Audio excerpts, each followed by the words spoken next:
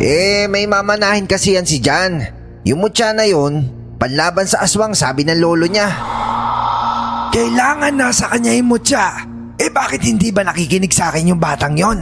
Hindi niya alam kung gaano to ka-importante. Napipigilan yata ng mutya ang pagkaaswang niya dyan. Bumabalik kasi siya sa pagiging tao. Kung nagiging aswang man siya, saglit lang.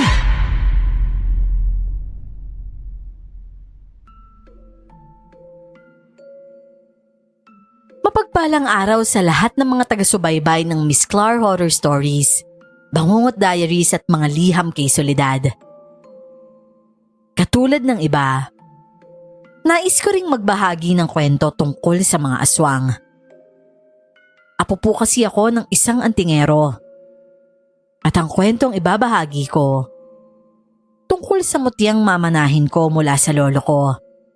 At tungkol din sa mga pagsubok noon na napagdaanan ko at nalagpasan ko din naman. Tubong probinsya po ako, pero namulat ako sa mataong lugar. Kumbaga, barangay na malapit sa bayan. Kung tungkol naman po sa mga aswang, may kwento rin dito sa amin na nambibiktima. Lalo na sa tulay na sinasabing mariit daw. At isa ako sa magpapatunay doon. Upang lubos na maunawaan ng lahat. Ako nga po pala si John. At ito ang aking kwento.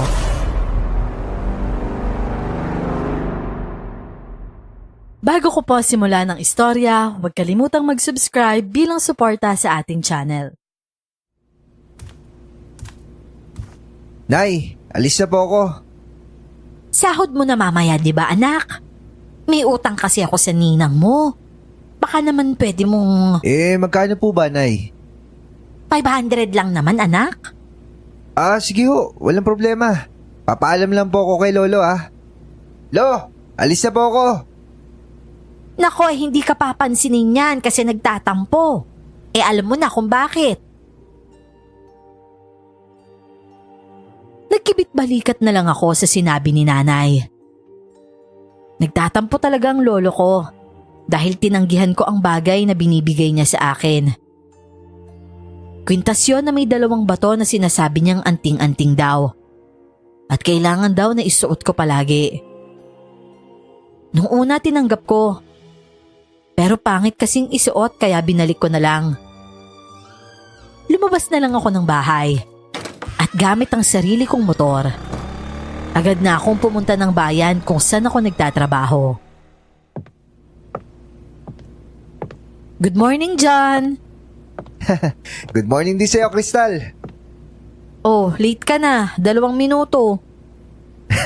Ayos lang yan. 2 piso lang naman yung kaltas Sus, kayabangan mo. Hindi niya daw ramdam yung 2 piso. Palibasa, binati mo kasi. Nag-uumpisa ka na naman, Arnel Kaltukan kita dyan biro lang naman yon. O siya, mag-in ka na. Baka maging 5 piso pa yung 2 piso mong kaltas Sa grocery store ako nagtatrabaho. Kahit ano lang ang gawain ko doon. Minsan packer sa counter, tagaripak ng asukal, harina at kung ano pang mga powder sa bodega. Tagahakot ng kahon ng mga items na i-display sa mismong store. Malaki din kasi yon. Hindi na magpapahuli sa department store. Pero ang mga empleyado doon, ang iba may mga anak at iilan lang kaming mga dalaga at binata pa. Tol, naka-timing ka na ba? Tapos na. Bakit? Wala kasing packer sa isang counter Mag-volunteer ka muna kasi maraming customer Sinong cashier ko? Asos! Di si Crystal. Ayan na nga Ang lapad ng ngiti niya ganun talaga. Ganun talaga pag in love. Kanina gusto mo akong kaltukan. Ngayon wala siya dito, ang yabang mong umamin. Kailan ka ba kasi kikilos? Ikawan mo na kasi. Si Crystal ang bagong cashier sa grocery na yon. Pero marami na siyang experience sa pagkakahera. Kaya naman natanggap siya agad. At tulad ng sabi ni Arnel, siya nga ang kahera ko. Maganda si Kristal. Talagang kursunada ko pero hindi pa ako nanliligaw. Kasi bago ko pa lang naman siyang kakilala. Ano tol?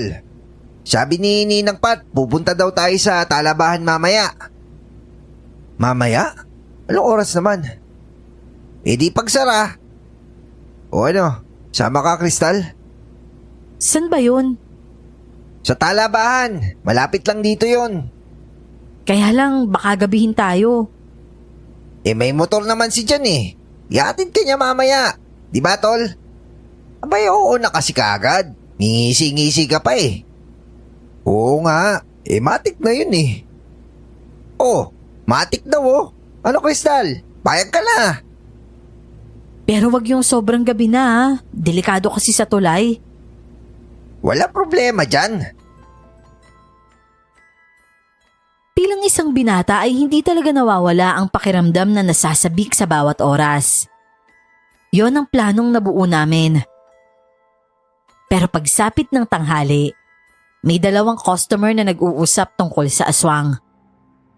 Curious naman kami kaya nagtanong kami tungkol doon. At habang pinapunch ni Kristal ang mga presyo ng mga items na bibilhin, nagkukwento naman ang dalawang babae. May inaswang raw sa lugar nila. Tapos may aswang din na hinabol doon kaso hindi pa nahuli. Nang makaalis naman ang mga ito, saka naman kami nagtanungan. Totoo pala talaga yung aswang no?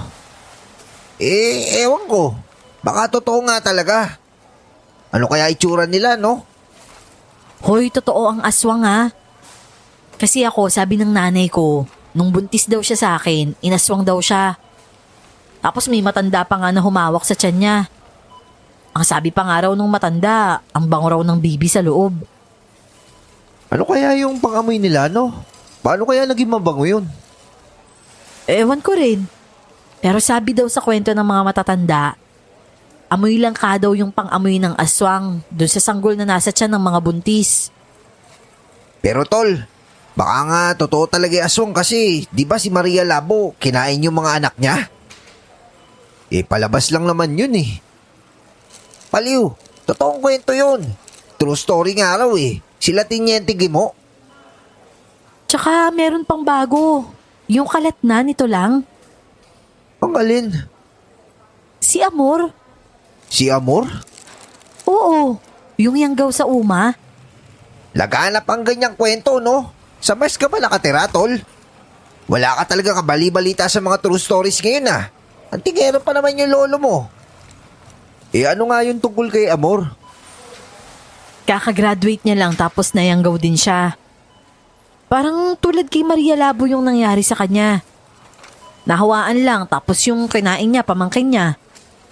Ginawa niyang spaghetti yung lamang loob. Hala, edi kawawa naman pala. Eh kawawa talaga. Pero mas nakakaawa yung tatay niya. Masakit yun eh. Napilitang pugutan ng ulo yung anak niya. Oh, totoo talagang nangyari yun? Abay oo nga. May CD kami sa bahay. Gusto mong mahiram? Eh, pelikula lang naman pala eh.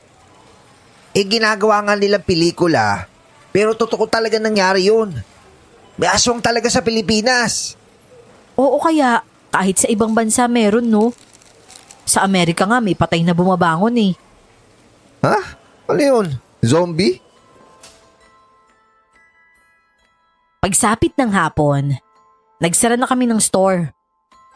Hindi pa kami nakakalabas kasi araw ng sahuran namin. Kinsenas katapusan kasi ang sahod namin.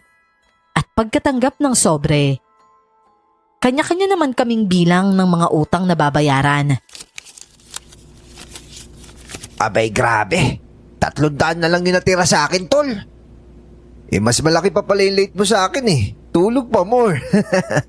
Pero syempre, hindi pagpapatali yung utang ko, no? Malaki-laki naman yung natira sa akin, mga 500. Talo na nga ako sa pamasahe pa lang eh. Di bali sa'yo, may motor ka naman. Anong di bali ka dyan? May gatong yan, no? Mahal ang gasolina. Oh, sahod ngayon ah. Bakit problemado kayo? Ganun talaga kapag marami kang utang. Ikaw ba? Wala ka bang utang? Wala naman.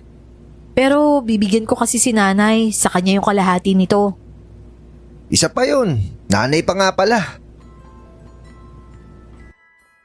Nagtawanan na lang kami dahil sa sahod. Imbis na matuwa ka kasi may sahod ka, mapapakamot ka na lang sa ulo dahil hindi sapat. Tulad ng napag-usapan namin. Paglabas ay pinuntahan na namin si Ninang Pat sa pwesto niya. May sarili siyang negosyo at yon ay wood carving. Sakto rin na nagsiuwian na ang mga trabahador niya. Ninang, ano bang meron? Nako, lagot ka.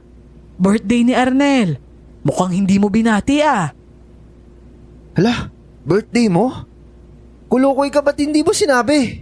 Birthday mo pala? Teka, ano bang petsa ngayon? July 11 ba? Oo, July 11 ngayon. Mga walang iya talaga kayo. Kahit isa dun sa inyo, hindi niyo ako binati eh. Napahagalpak na lang ako ng tawa, pati ang iba naming mga kasamahan.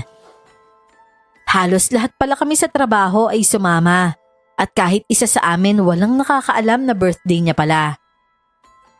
Ako lang naman kasi talaga ang nakakaalam. Pero nakalimutan ko kaya siguro ang kasalanan ay nasa akin talaga. Birthday niya at ako ang maghahanda. Di ba nangako ako? Ay, oo nga pala. Naku, happy birthday tol ah. Nakalimutan ko talaga eh. Wala akong regalo. Kiss na lang siguro. Bading, tigilan mo nga ako. Nagpatuloy na nga kami sa talabahan at sagot talaga ni Ninang Pati. Iisang ninang lang kami ni Arnel at ang pangako niya sa amin, tuwing birthday namin magse-celebrate kami ng libre niya. Pagpasok namin roon, may mga customer ng iba, pero binigay na sa amin ang pinakamahabang lamesa. Crystal! Crystal, dito ka. Tabi kayo ni Jan. Shh! Arnel, ano ba yan? Masyado ka namang halata eh. Anong pahalata ka dyan? Huwag kang antorpe. Kapag trip mo, diskartehan mo. Bading ka talaga. May suka ba silang maanghang? Oo naman meron. Masarap nga yung sinamak nila dito. Teka sandali. O-order lang ako ah. May alak ba, Ninang? Oo naman, meron. Hala, iinom tayo? Pwede namang hindi. Hindi ka ba umiinom? Umiinom naman. Hindi nagtagal. Dumating na ang order namin. Unti-unti na ding nagdidilim noon. Nagsimula naman kaming kumain. At dahil sexy ang kamay ng katabi ko, ako na lang ang nagbukas ng talaba para sa kanya. Habang nag-iinom kami, nabuksan nga ang topic tungkol sa aswang. Tapos ang nasa kabilang lamesa naman, pinag-usapan ang tungkol sa aswang na umatake daw sa lugar na sinasabi din ng dalawang babae kanina. Grabe. Sikat yung mga aswang ngayong araw ah. Parang si Lolo lang eh. Ano naman ang tungkol sa lolo mo? Iyong mutya ba? Hindi ako kinakausap nun. Nagtatampo sa akin. Ano tungkol sa mutya dyan? Yung anting-anting ni Lolo. Yung tunay. Anting-anting? May mamanahin kasi yan si Jan. Yung mutya na yun, panlaban sa aswang sabi ng lolo niya. Ang daldal talaga nito. Sinabi mo pa yung buong detalye eh. Ano naman ngayon? Baka mamaya isipin ni Crystal, pamilya kami ng ermitanyo. Baliw ka talagang bata ka. Antingero. At totoo naman yun ah. Pero iba ako ah. Makabagong bunga ako. Teka nga lang dyan. Curious kasi ako sa mutya eh. Ano ba yun? Pangil ng kidlat. Alam mo ba yung tungkol doon? Tapos mutya ng apoy. Pangil ng kidlat? Yung puting bato? Yung parang kristal? Oo, ganun. Tapos yung mutya ng apoy, bato na kulay madilim na pula yun. Basta, gusto ng lola niya ikwintas niya yon. Sino ba naman kasing tungik kang magkikwintas nun? Bihis na bihis ka, nagpabango ka, tapos magkukwintas ka nun? Ayoko nga. Makabagong bunga na nga ako eh. Yung kay lolo, makaluma na yun. Tsaka, pambundok yun. Ito naman. Pero tol, sabi ni nanay, swerte daw yun eh. Oo, yun din yung sabi ng lolo ko. Kung tunay talaga yun, swerte yun. Lalo na sa negosyo tapos protection pa yun sa sakit. Halimbawa, sa lagnat. Kung tunay lang ha. Yun nga lang, kapag tangan mo yun, may papasanin kang obligasyon. Obligasyon? Oo, magiging aswang hunter siya. Ha? Akala ko ba wala kang alam sa aswang? May alam naman ako, pero ano kasi? Ibig sabihin, hindi ka talaga naniniwala. Hindi naman sa hindi naniniwala. Siguro mga 40 over 100. Kasi wala naman ako nakikita o nararamdaman na may aswang sa paligid eh. Tumanda na ako't lahat-lahat. Sa loob ng 23 years, wala naman ako nakitang aswang. Lahat ng tungkol sa aswang, galing lahat sa kwento yun ni Lolo. Pero ito yung tanong dyan. Nung sinuot mo yung mga kwintas, ano ba talagang nararamdaman mo noon, tol? Kasi hanip eh. Wala kang maayos na paliwanag. Hindi ko nga maintindihan eh. Pakiramdam ko, ang dami kong nararamdaman sa paligid. Tapos, malakas ako. Tsaka yung pagpiga ko sa motor noon, grabe, ang bilis ko magpatakbo noon. Ibig sabihin, lumalakas ka kapag nasa iyo ang mga yon? Legit pala talaga? Pwede ko bang makita yon? Sasama ka sa bahay? Ha? Oy, kumakalampag na oh. Baliw, syempre yung mutya nasa bahay no? Malayo ba yung sa inyo? 3 barangay lang yon mula sa bayan. Malapit lang. Oo, sama ka. Tapos diretso ko na pakilala sa nanay niya. Sasabihin ni nanay niya na mag-aasawa na ako. Nagtatanong pa naman yun kung kailan ba daw niya ako makikitang may kasamang babae ulit. Ano? Ulit? Narinig mo ba yung balita na ano? Yung babae na disgrasya sa motor dati? Kasama nung lalaki na nahulog yung babae sa tulay. Tapos yung lalaki ngayon wala na yung isang mata. Narinig mo ba yon? Oo, naalala ko yun. Grabe nga yun dati. Tapos, ano pa raw yun? Parang niloko niya yung, kumbaga may boyfriend yung babae. Pero ang kasama niya sa aksidente, hindi yung boyfriend niya. Tama ba? Oo, kasi ito yung boyfriend nun eh. Hala, seryoso ba yan? Agad-agad na napatakip ng bibig si Kristal na napatingin sa akin nang ituro ako ni Arnel. Wala talagang preno ang bibig ng kaibigan ko. Tapos dinugtungan pa ng iba naming kasama hanggang sa humaba na ang ganong topiko. Totoong namatayan ako ng nobya noon. Sa araw ng trahedyang yon, saka ko nalaman na hindi lang pala ako ang lalaki sa buhay niya. Kaya talagang doble ang sakit. Pero may haka-haka daw na yung katawan niya sa kabaong. Hindi daw siya yun. Oo, narinig ko rin yun. Kasi pinahukay pa yata yun, di ba? Totoo ba? Hindi raw katawan niya yung nasa loob eh. Puno daw ng saging na bulok na. Oo raw. Hindi na kasi ako nakibalita nun eh. Basta alam ko after 3 months nun, pinahukay yun. Oo. At pinalitan nga raw. Ibig sabihin, inaswang? Inaswang? Oo nga, kasi 'di ba? Nilibing siya na siya tapos hinukay na hindi siya. Ibig sabihin, kinuha siya. Sa palagay niyo, ano kayang ginawa sa kanya? Siguro baka kinain. Ay nako, puro kayo aswang. Sige kayo, pag uwi nyo mamaya, makasalubong nyo yon. Good luck talaga sa tagahatid. Nagtawanan silang lahat habang ako naman ay napapakamot ng ulo. Nang maubos ang isang order ni Ninang, nagdagdag pa ito ng isa pa.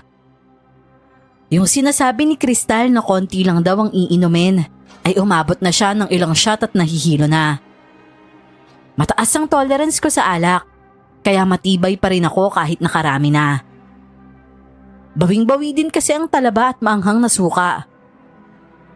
10:00 ng gabi kami natapos at si Crystal noon talagang gumigewang na. Samantalang si Ninang, parang pareho lang kami na hindi natabla ng alak. Ninang, sasabay na ba sa'yo si Arnel? Oo.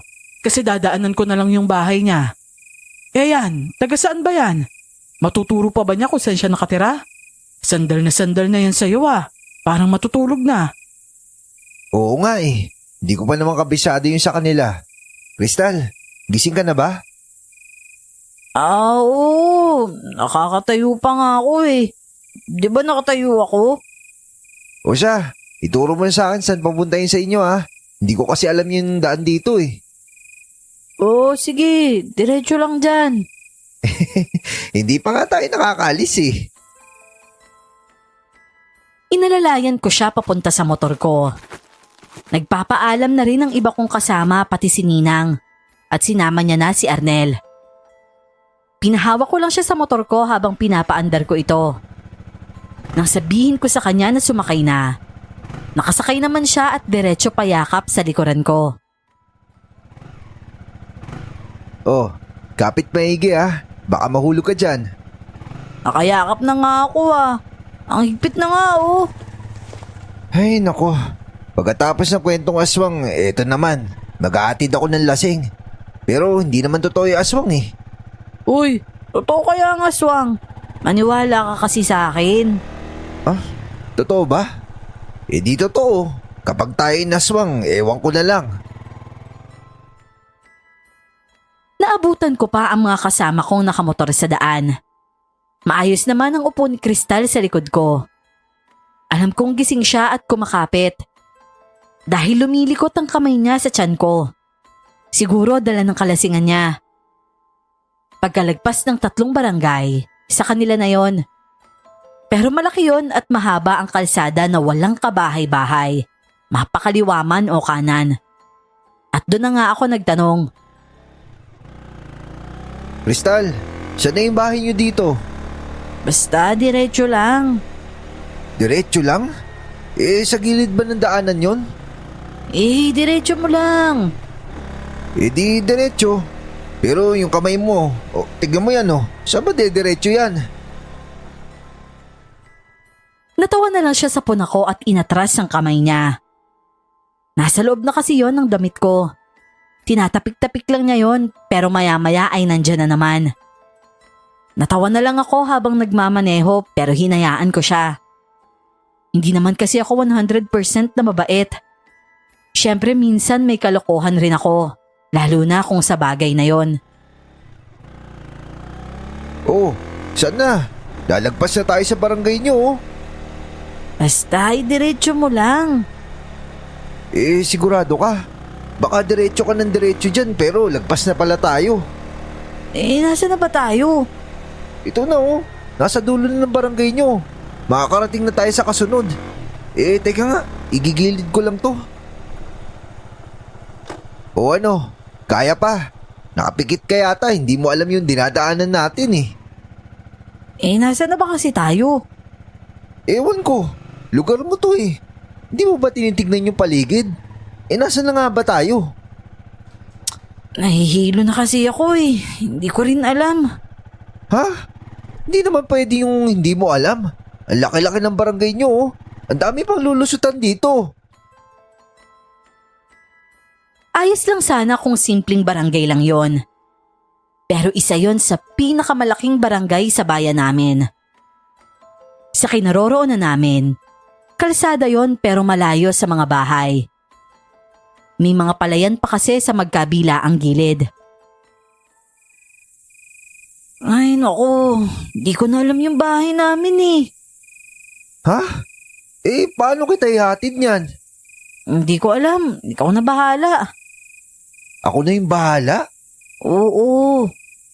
Ay nako, halika na. Magtatanong-tanong na lang ako. Tara. Nakaupo lang siya sa gilid ng motor na talagang lasing na lasing na. Pinatayo ko lang siya sa inihanda ang motor ko. Nakakasakay naman siya at agad na nilak ang mga kamay niya sa tiyan ko. Pero nang paandarin ko ang motor, biglang namatay ito. Ay nako, isa pa tong motor na to. Nag-uumpisa na naman. Huwag naman ngayon. Umandar ka, hoy.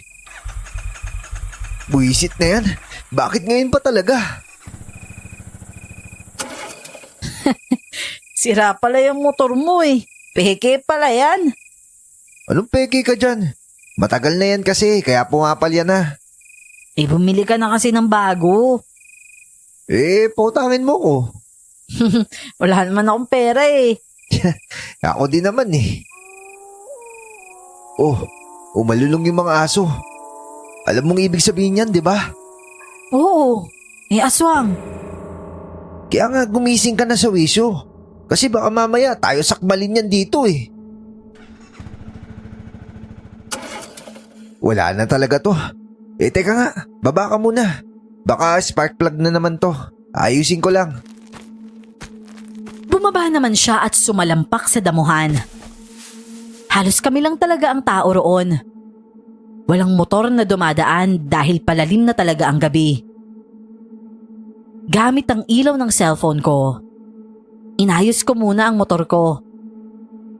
Kinakausap ko lang siya para hindi ko naman maramdaman na ako lang ang nasa katinoan. Maayos naman siyang kausap pero halata talaga sa boses niya ang sobrang kalasingan. Oh, narinig mo yun? Bahala siya dyan. Basta inaantok ako. Hoy. Teka, huwag kang matulog. Ano gagawin ko sa'yo mamaya? Hindi kita masasakay niyan sa motor kapag tulog ka. Napaka-agresibo pa noon ang tunog ng uwak. At unti-unti itong lumalayo. Napaangat ako ng muka at napatingin sa paligid. At natanaw ko sa dulo, sa may palayan na may taong nakatayo roon.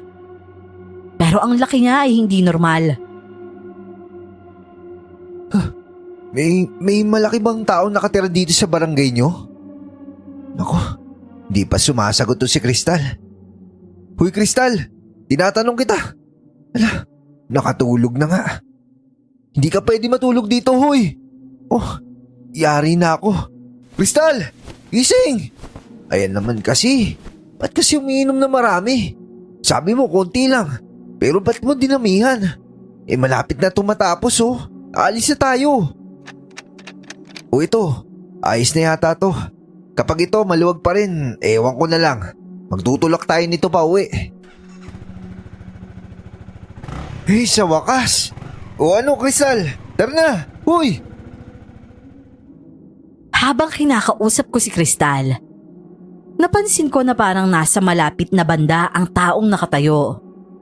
Pero hindi ko siya nakitang naglakad. Napalunok ako sa kaba at nilapitan na lang si Crystal at ginising. Natutulog siyang nakaupo at kahit anong yugyug ko talaga, ang hirap niyang gisingin. Crystal, tara na! Huy, alis na tayo! Gising na kasi may kakaibang taong nanonood sa atin oh. Bilisan mo na. Parang hindi siya normal eh. Gusto ko nang mahiga eh. Oo nga, doon ka na lang sa bahay matulog. Wala na tayong oras maghanap ng bahay nyo. Tara na! Buti na lang at tumayo siya noon. Agad akong sumakay sa motor at ganun din siya. Habang sumasakay siya, napansin ko ang paglapit ng tao na hindi humahakbang. Hindi ko alam kung dala lang ba yon ng kalasingan ko o aswang na talaga yon kaya pagsakay ni Crystal, agad kong pinaharurot ang motor ko. Habang minamaneho ko yun palayo, muntik pa kami nung sumemplang nang ang taong yon ay bigla naming nadaanan sa gilid ng daan. Crystal, kumapit ka na maigi, may aswang! Ha? Tignan mo yung taong nadaanan natin. Ayun na naman siya sa dulo. Buwisit naman talaga. May mga streetlights kasi sa daan, kaya makikita ito kahit tumayo pa ito sa hindi abot ng ilaw. At isa pa, maliwanag ang buwan. Binilisan ko pa ang pagpapatakbo ng sasakyan. Pero kahit anong bilis ng takbo ng motor ko, nadadaanan ko pa rin siya. Kumbaga mas nauuna siya sa akin at hinihintay ang pagdaan ko. Hanggang sa makarating kami sa tulay kung saan na-aksidente ang ex-girlfriend ko noon. At doon mismo nasa gitna talaga siya ng daan.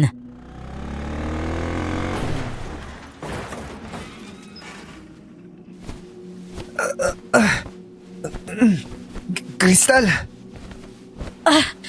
Aray ko dyan! buti na lang dito lang banda. Aray ko, nagasgasan yata yung tuhod at braso ko. Nasugatan ka ba? Ayos lang naman ako. Masakit lang yung binti ko. Napaso yata sa tambucho. Ha? Naku, teka. Halika, tutulungan kita makabangon. Teka lang dyan. Yung tao papalapit na oh. Nakikita mo rin siya? Bilis, kailangan natin makalis ka agad. Nagmadali kaming bumangon. Paika-ika pa kaming pareho at pinagtulungan na mapatayo ang motor ko. Mabilis kaming sumakay at talagang atrasado pa ang pagpapaandar nito. Dahil ilang beses kong in-start pero hindi umandar agad. Jan, huy! Bilisan mo! Oo, ito na nga eh. Ay, salamat. Diyos ko naman eh. Andiyan na siya, malapit na. Walang ya, Crystal. Nasa harapan na naman siya. Bilisan mo, iwasan mo na lang. Hindi ko siya iwasan. Magsisisi talaga nandyan siya. Nananakot ka ba ha? Etong sa'yo! Binilisan ko pa ang pagharurot ng sasakyan at talagang hindi ako umiwas. Binangga ko siya pero dumiretso lang ang motor ko. At wala akong nabangga na kahit ano. Doon ko napagtanto na hindi pala yung totoo. Tila guni-guni lang namin at matapos kong magawa yon, hindi na ulit nagpakita ang taong yon. Si Crystal naman, tila nawala sa kalasingan. Sa bahay na lang talaga kami umuwi noon. At pagdating roon, nagulat si nanay sa sitwasyon namin. Diyos ko, ano ba nangyari sa inyo? At bakit kami gasgas sa siko dyan? At ano yung pantalon mo? Bakit para kiniskis yan sa kalsada? At saka yung kasama mo. Diyos ko po naman dyan. Nadisgrasya ba kayo? Kalma ka lang, Nay. May nakita kasi kami sa daan. Ihatid ko lang sana si Crystal kaso dun sa tulay kung saan namatay si Angel, may nagpakita sa amin. Si Angel? Ano? Minumulto kayo, ganon? Abay baka ayaw niyang may kasama kang ibang babae. Hindi si Angel yung nakita ko, Nay. Oo nga pala, Nay. Siya nga pala si Crystal. Nobya mo? Ha? Oo, Nay. Ha? Hindi naman ako pwedeng magdala ng babae dito kung hindi ko nobya, di ba, Nay? Kaya syempre, nobya ko yan. Magandang gabi po. Ay, nako sa wakas. Nagkanobya ka rin ulit. Akala ko na trauma na sa pag-ibig ang anak ko eh. Magandang gabi rin ha. Pero bakit nga ba kayo ginabi? Sa isang trabaho lang ba kayo? O baka nag-aaral ka pa ining ha? Nako, hindi na po. Sa isang trabaho lang po talaga kami. Birthday kasi ni Arnel, Nay. Si Ninang, dinala naman kami sa talabahan. Kaya kami ginabi. Tapos nung hinatid ko na si Crystal, yun naman yung humarang sa amin sa daan. Yung taong yun, doon pa talaga sa may tulay. Sumemplang pa nga kami kaya may ganito kaming gasgas. Sumemplang kayo? Diyos ko naman sino ba yung nakita nyo? Hindi po namin kilala, Nay. Yung laki niya, sintangkad ng hindi normal na tao. Kung matangkad yung kano, masigit pa dun. Hindi kaya aswang yung nakita ninyo? Ewan ko. Sandali nga at maghahanda ako ng hapunan. Sigurado naman akong hindi kayo nagkanin doon. Kasi uminom kayo, di ba? Halatang mga amoy alak pa kayo eh. Kumain muna kayo saka natin gamutin yung mga sugat ninyo. Iha, sandali lang ha. Oo po, sige po. Maraming salamat po. Mula sa pagkain hanggang sa panggagamot ni nanay sa mga sugat namin, aswang ang pinag-uusapan namin. Parang sigurado talaga si nanay. Nakagagawan talaga ng aswang yon. Sa kwarto ko natulog si Kristal. Nobya kasi ang pakilala ko sa kanya sa nanay ko. At wala namang bakanting kwarto kaya sa kwarto ko na talaga. Ito pala oh, may maliit akong damit dito. Kasya to sa'yo. Tsaka ito yung shirt oh. Pasensya ka na ha. Nahirapan ka tuloy dahil sa akin. Ako pa nga yung dapat humingi ng pasensya sa'yo eh. Kasi inaya ka namin. Sumama naman ako. Pareho lang nating gusto. Ibig ko kasing sabihin, nalasing ako eh. Pero ngayon mukhang hindi na. Nahimasmasan eh. Pero kanina talaga parang wala ako sa sarili. May naalala ka ba sa ginagawa mo kanina? Ginagawa ko? Nako. Uy, ano nga yun? May ginawa ba ako kanina? Wala naman. Hindi naman yung big deal. O siya, sige na. Magbihis ka na. Tsaka yung CR pala nandito banda sa may kaliwang bahagi ng kusina. Anong ba kasi yung ginawa ko kanina? Wala nga. Hindi ka naman magsasabi ng ganyan kung wala eh. Hindi mo ba talaga naalala? Parang blurred lang. We, nakakausap pa nga kita eh. Teka, parang... naalala ko na. Sorry nilalamig kasi yung likod ng kamay ko eh. Tapos yung tiyan mo naman, mainit. Nilalamig lang pala yung kamay mo. Akala ko, ano na eh. Magbibihis na nga ako. Salamat agad sa damit Sa kabila ng takot na nangyari sa amin nung gabing yon, nasamahan ito ng kilig dahil si Kristal ang kasama ko. Ramdam ko rin nun sa pinapakita niyang atensyon sa akin na tila isa lang kami ng gusto. Baka nga tama si Ernel. Naghihintay lang talaga si Kristal sa kilos ko.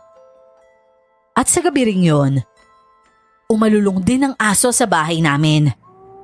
Tigda 3 o 4 na metro lang din ang distansya ng kapitbahay namin sa amin. At sa likuran ng bahay namin, doon tumutunog ang uwak. Pagkatapos ng ilang minuto ay bumalik si Kristal sa kwarto. Jan, ayun na naman yung uwak. Naku, sumunod pa yata. Pwede bang itakip yung kurtina sa bintana mo? Parang nakakatakot kasi yung napapakinggan natin. Oo, pwede. Teka, ako nang gagawa. Salamat Yung kalasingan ko talaga napalitan na ng takot. Ay naku, hindi na talaga ako uulit. Kasalanan talaga to ni Ninang Pat eh. Teka muna, magbabanyo lang ako Habang nasa loob ako ng banyo, narinig kong umubo si Lolo. Tila nagising siya at inasikaso naman ito ni nanay. Tulad ng inaasahan ko, babanggitin nito ang mutya at tinawag pa ako. Nasaan si Jan? May aswang! Ibigay mo sa kanya yung mutya, Melba. Kailangan nasa kanya yon. Nasa banyo patay. Nagbibihis lang. Tsaka kasama niya yung nobya niya at nasa kwarto na ngayon. Huwag kang masyadong magbanggit ng mutya dahil baka matakot Kailangan nasa kanya yung mutya. Bakit hindi ba nakikinig sa akin yung batang yon? Hindi niya alam kung gaano to kaimportante. Nasa banyo pa nga ho, tatay. Lalabas rin yun agad. Jan anak, matagal ka pa ba dyan? Nay, nagbibihis lang po ako. Diyos ko po naman, ano ba yun? Hala, ano po yun? Nako, ayun na nga ba yung sinasabi ko? Binilisan ko na lang ang pagbibihis at lumabas na ako ng banyo. Lumabas din si Kristal mula sa kwarto. At si nanay ay lumabas din mula sa kwarto ni Lolo. Dala na niya ang 2 kwintas at inabot ito sa akin. Hawakan mo nga ito anak, para manahimik na ang lolo mo. O sige ho, Ano yan Jan? ito yung mutya. Tsaka, bakit mainit to, Nay? Mainit? Parang hindi naman Mainit na yun. Oh, Hawakan mo. Hindi naman ah. Patingin nga ako. Hindi naman mainit ah. Ha? Ako lang yung naiinitan dito? Ikaw kasi yung kinikilalang amo niyan. Kaya mainit sa pakiramdam mo kapag may aswang. Eh sige na anak, isuot mo na lang. Eh kapag ganito, anong gagawin ko? Hindi ko alam. Basta't isuot mo na lang. Hindi nagtagal noon. Mula sa bubungan ng bahay ay may tumalon sa baba at tumakbo palayo. Ang alulong din ng mga aso noon ay unti-unting humuhupa. Si Lolo naman noon, lumabas ng kwarto na uubo-ubo. Maraming sakit na talaga ang lolo ko noon. Gastos lahat ng ate ko sa abroad ang mga gamot niya. Pero syempre, parang katandaan na lang niya ang dahilan kung bakit sobrang selan ng kalusugan niya ngayon. Pero kahit mahina na, gamit ang tungkod niya ay lumapit pa rin siya sa akin na naging dahilan rin ng pag-atras ni Kristal. Iba kasi ang aura ng lolo ko noon. Matatakot talaga kahit sino. Alam kong hindi mo naiintindihan ang ibig ko sabihin. Kasi bukod sa hindi mo maintindihan, ayaw mo talagang intindihin. Sundin mo na lang ako, Apo, para wala ka ng pagsisihan sa uli. Ang inaalala ko lang naman ikaw, tsaka yung pamilya mo at magiging pamilya mo. Hindi ko na kayang protektahan ng pamilyang ito. Matanda na ako. Ikaw ang nag-iisang maasahan dito, Apo. At huwag mo nang hintayin kung kailan maging totoong nasa panaginip ko, saka mo lang maintindihan ang sinasabi ko. Anong panaginip mo? Oo, nanaginip akong inaaswang ang panganay mong anak sa sinapupunan ng kanyang ina. Ho? Panganay ko ho? Eh, wala pa ho akong... Ay, nako. Advance po talaga yung panaginip niyo, Lo ah. Sinasabi ko lang sa iyo ang babala. Kung matigas ang ulo mo, wala na akong magagawa. Hala, ayan na naman si Lolo oh. Nagtampo na naman oh. Suot ko na nga yung kwintas, Lo eh. Mabuti kung ganon.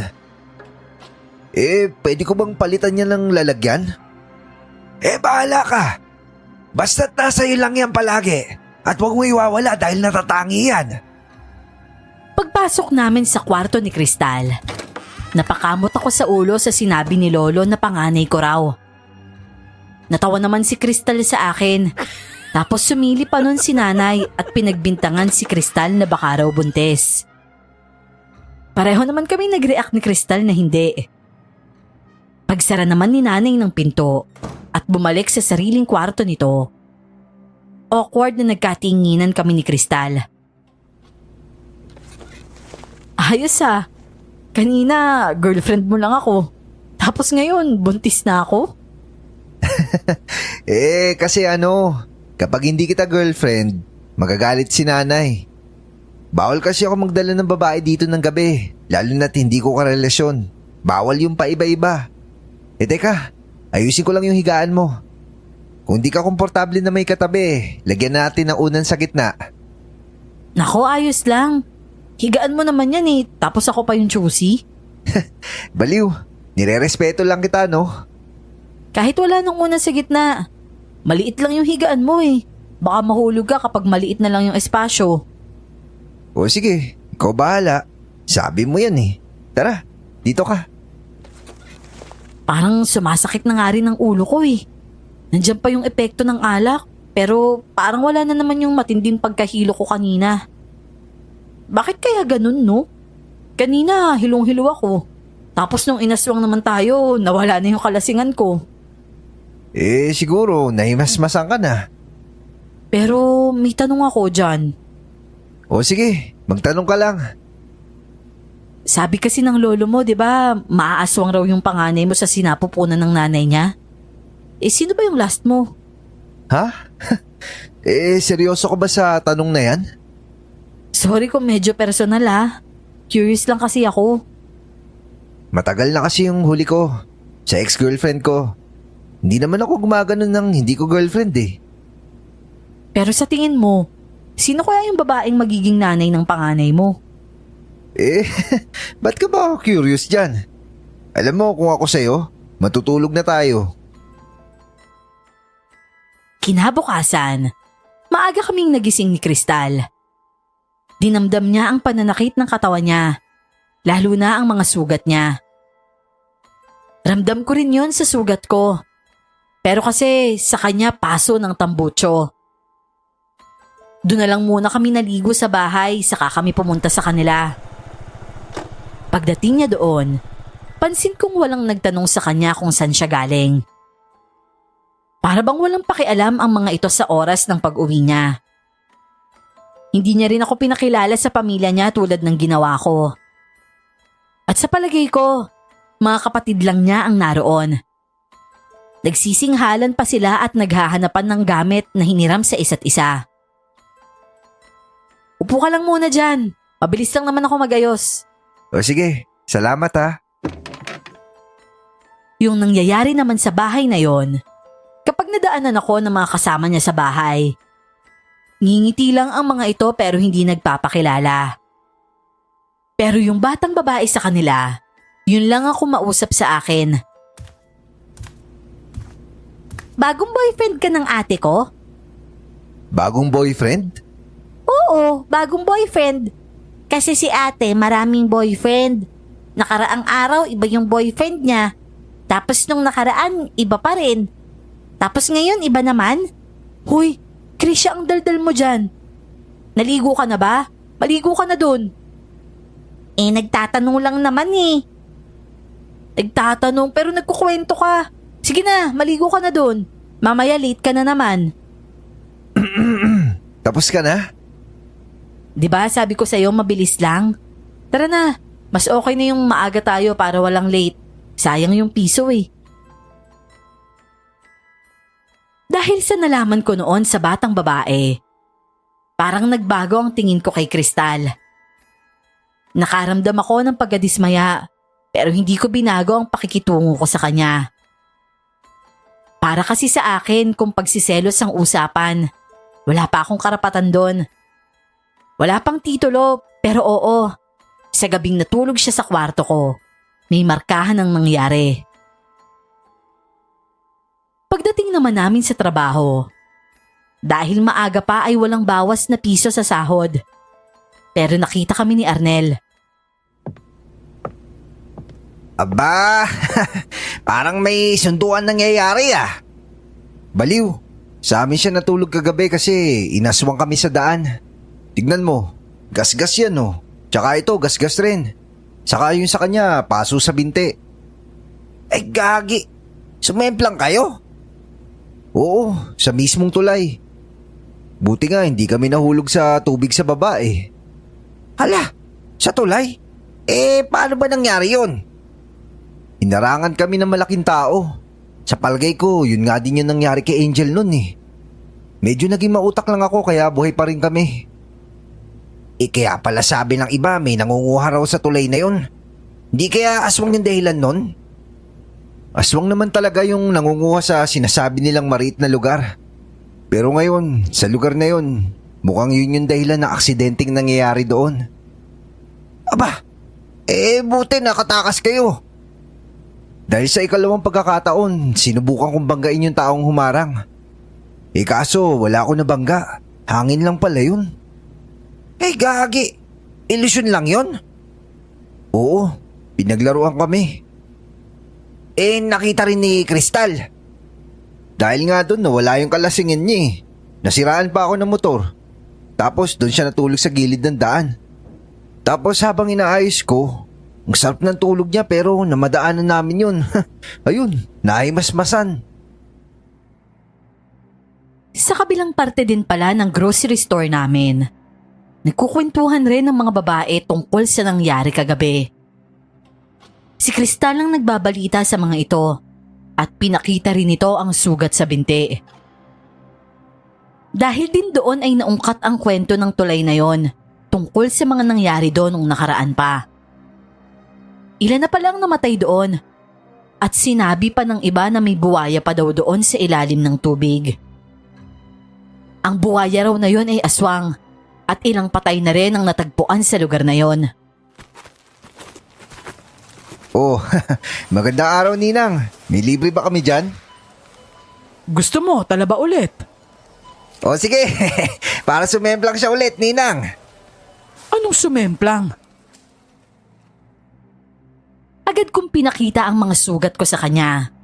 Nagkwento rin ako agad sa tunay na nangyari. Nakatikim ako ng mahinang kaltok noon at tinawanan ko naman. Araw ng Sabado yon at araw ng pag-grocery niya. Inasikaso ko naman siya hanggang sa nagkwento rin siya. Pero alam mo, kaninang umaga may kumalat na balita. Anong balita? May kaguluhan na nangyari sa isang barangay. Sabi nung customer ko kanina naging aswang daw yung babae tapos nangagat. Yung kinagat nasa ospital ngayon. Tapos ang babaeng naging aswang daw, nasa mental. Nasa mental? Ba't naman ho nasa mental?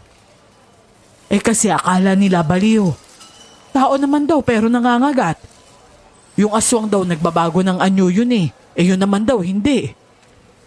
Hindi kaya nayanggaw yun? Huli niya raw pinuntahan yung talabahan. Gabi na raw siya nung umuwi. Ibig sabihin habang nasa talabahan tayo, nandun din siya. Oh? Sabi naman ng iba baka raw nayanggaw nga. Dapat sa albularyo nila dinala at hindi sa mental, di ba? Oo, albularyo nga dapat. Paano kung magiging aswang yung sa mental, di yari yung ibang tao doon? Ang tungkol sa babaeng yon na nasa mental. Agad-agad kinabukasan noon ay binalitang may nasaktan na kapwa-pasyente. Wakwak raw ang braso ng pasyente na kinagat niya. At ang babaeng yon ay kinulong sa isolated na kwarto sa ospital. Tapos siguro mga 3 araw ang nakalipas. Nabalitaan na naman naming nakatakas ang babaeng yon. At mainit na lalo ang balita tungkol sa kanya. Laganap ang chismis ng yanggaw sa talabahan na naging dahilan din ng pagkatumal ng negosyo na yon. Dahil naging bantog na may aswang na kumikilos sa loob ng talabahan. Ala, di hindi na tayo makakapagtalaban yan. Siyempre, alangan namang magpangiyanggaw din tayo, di ba? Wala namang matibay na ebidensya na sila talaga ang nangyayanggaw Paano kung hindi naman pala? Di kawawa naman kasi naging matumal yung negosyo. Ang delikado lang sa ngayon, yung lugar na pupuntahan ng aswang. Baka dun yung mabibiktima ng tao kapag ginutom siya. Oo nga, no? Saang malas na lugar naman kaya yun mapapadpad? 1 linggo ang nakalipas. Saka ulit sumabog ang balita na napatay raw ng mga tao ang babaeng yon. Naging komplikado pa nga kasi nagsampa ng kaso ang pamilya noon sa mga pumatay. Katwiran pa nga ng mga pumatay. Aswang ang babae at hindi na tao. Dapat lang daw napatayin. Ang tanong ng bayan noon, ikukonsidera ba ng alagad ng batas ang ganong issue? Dapat bang makulong ang mga taong pumatay sa babae kahit na ang babae ay isang aswang? Ang problema kasi noon, hindi naniniwala ang kapulisan tungkol sa mga aswang. Iyan kasi ang mahirap kapag ang may hawak ng alas ang hindi naniniwala sa aswang. Pruweba na nga yung may nakagat siya sa ospital pa lang hindi pa rin pinapaniwalaan. Abay kawawa ang mga taong nakulong talaga. Ongoing pa rin naman daw po yung kaso, Nay. Marami kasing kumampi sa mga pumatay. Dinidiin talaga nila aswang yung babae, tsaka marami na to nasaktan. Tsaka para sa akin, Nay, aswang man o hindi, may dahilan pa rin yung mga tao na gawin yun kasi may mga sinaktan siya Hindi lang siya basta nananakit, kundi may kinain din siyang parte ng biniktima niya.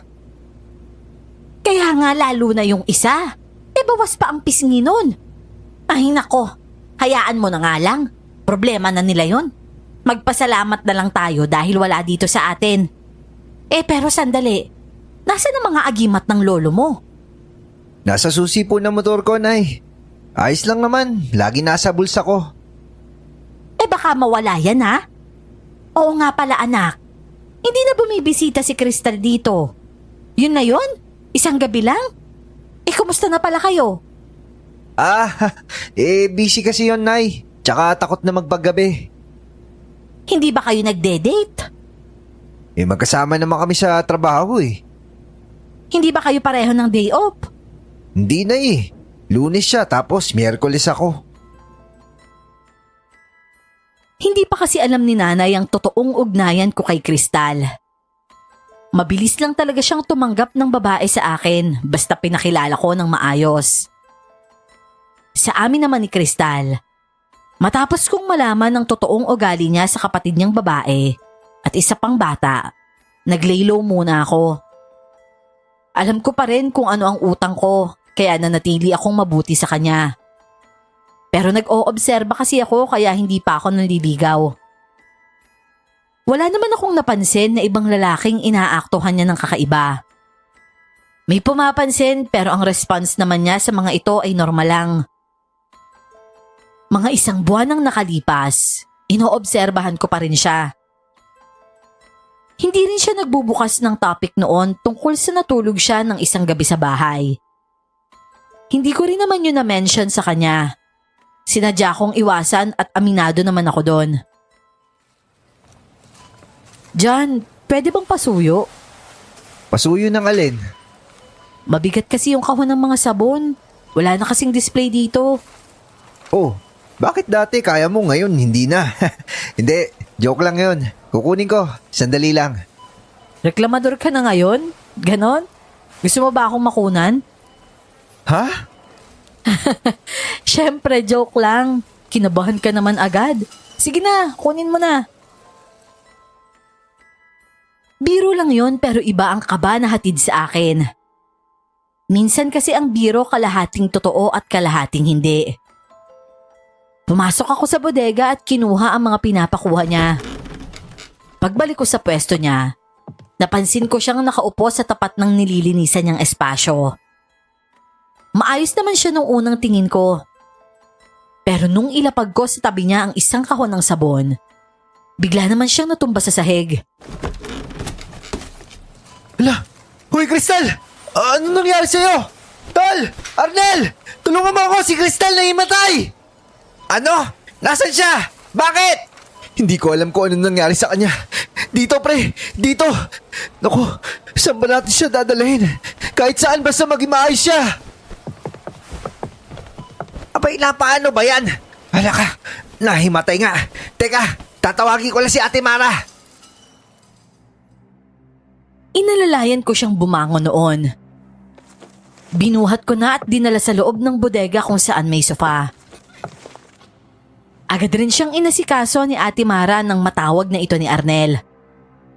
Lahat ng trabahador sa loob ng bodega nagsilapit at panay tanong kung ano ang nangyari. Nalaman din ng amo namin ang nangyari. Kaya sinabi nito na wag nang idaan sa hilot-hilot dahil baka may problema talaga at kailangan na ng ospital. Nagboluntaryo akong magdala sa kanya roon kasi ako ang may motor. Nagboluntaryo din si Arnel na aalalay kaya dinala namin sa ospital si Kristal. At pagdating roon, isang masamang balita ang sumalubong sa akin. Nay, anong ginagawa mo dito? Sino yung dinala mo? Inatake ang lolo mo, anak. Biglang nahirapan siyang huminga kaya ngayon nasa emergency room siya. Nandoon at pinagtutulungan ng mga doktor. Ano? Hindi ko alam kung handa na akong mawalan ng tatay. Kasi anak, parang ayaw ko pa. At paano mo naman nalaman na nandito ako? Hindi ko alam, Nay. Dinala ko si Kristal dito. Biglang nawalan ng mahalay sa trabaho. Pero si Lolo, sana maging okay pa siya, Nay. Sana nga, anak. Sana nga. Alam kong matanda na si Lolo at wala na siyang ibang pangarap kundi ang magpahinga. Pero tulad ni nanay, parang hindi pa rin ako handa. Pero nang lumabas ang doktor mula sa emergency room, binalita agad nito sa amin na wala na talaga si Lolo. Yung edad po ng lolo ko noon ay 86, kaya talagang mahina na siya. Pareho kami ng nanay ko noon na napahagulhol ng iyak. Hindi ko akalain na bibiglain ako ng mga pangyayari sa araw na yon. Tol, nakikiramay ako. Talagang hindi na kinaya ng lolo mo. Siguro, Tol. Panahon niya na talaga. Mahina na kasi talaga siya eh. Tsaka mahirap na para sa amin na makita siyang nahihirapan. Ang masakit lang kasi hindi niya nakita yung iba kong kapatid bago siya pumanaw. Pero tinanggap mo naman, Tol, yung pamana niya, di ba? Masaya na siyang pumanaw nun. Siguro nga. O nga pala. Nakausap mo na ba yung doktor na nag-asikaso kay Crystal? Walang ya, Tol. Napagkamalan akong ama ng dinadala niya eh. Buntis pala siya. Ano? Oh, tapos ngayon nga ka. Naunahan ka na. Ang bagal mo kasi. Buntis siya? Kakasabi ko lang, di ba? Ano? Sakit, no? Hindi, Tol. Lalo na kung paano kung akin yun? Ano sa'yo? May tinatago ka si Raulo ka, no? Ano? Kailan yon? Pero hindi pa naman ako sigurado dyan. Paano kung hindi naman pala ako? Kailan nga nangyari yon? Yung pagtulog niya sa amin. Yung gabing inaswang kayo? Isang beses na naman siya natulog dun eh. Tapos buo ka agad? Anong buo agad? Yung puzzle na ginagawa ko kanina, Nay. Nabuo ka agad. Ang bilis mo na mag-isip ng palusot, pare. Aray ko naman. Manahimik ka na nga dyan. Patago-tago pa kayo? Malalaman ko rin yan. Nga pala, kamusta si Crystal? Ayos naman daw siya, sabi ng doktor. Na-overpatig lang. Anong overpatig, aray ko? Bakit pati yung tiyan ko talaga dyan? Ang lakas naman makahampas nito eh. Gusto mo sa bibig? Hindi yun totoo, ano? Ang alin, Nay? Yung nangyari kay Crystal. Hindi overpatig, di ba? Halatang iba ang rason eh. Nahimatay ka mo. Buntis ba? Nanay naman. Baka ikaw ang tatay nun dyan. Tama ba ako, Arnel? Huwag ka matakot. Kapag hinampas ka, ako din ang hahampas sa bumbunan nito. O ano? Buntis ba ang nobya mo dyan? Anong nobya? Oo. Buntis yung nobya ko, Nay. May reklamo ka, Arnel? Nobya ko si Crystal, di ba? Sinamaan ko siya ng tingin. Ang hirap pala talaga kapag may tinatago ka. At mukhang nakuha naman niya ang ibig kong sabihin, kaya umuo na lang siya. Bumalik si Arnel sa trabaho at ako naman ay nagpaiwan na. At si nanay naman ay inasikaso ang katawan ni Lolo. Panay rin ang tawag ng mga kapatid ko sa kanya. At minsan pa nga sa akin kapag hindi nasagot ni nanay ang tawag. Ako naman, naiwan na lang sa tabi ng hinihigaan ni Crystal at pasimpleng lumuluha. Para kasing sa isang iglap, sinampal ako ng mga pangyayari. John? Nasaan ako? Anong nangyari sa'yo? Teka, nasaan ba tayo? Gising ka na pala. O ano, kamusta yung pakiramdam mo? Tsaka, may gusto ka bang kainin sa labas? Bibili ako. Baka kasi nagugutom ka eh. Nasa ospital ba ako? Nahimatay ka kasi kanina. Dinala ka namin ni Arnel dito. Pero siya, bumalik na. Ikaw ang nagpaiwan? Oo, sino pa nga ba? Pero teka nga. Baliw ka talaga. Wala akong ibabayad dito.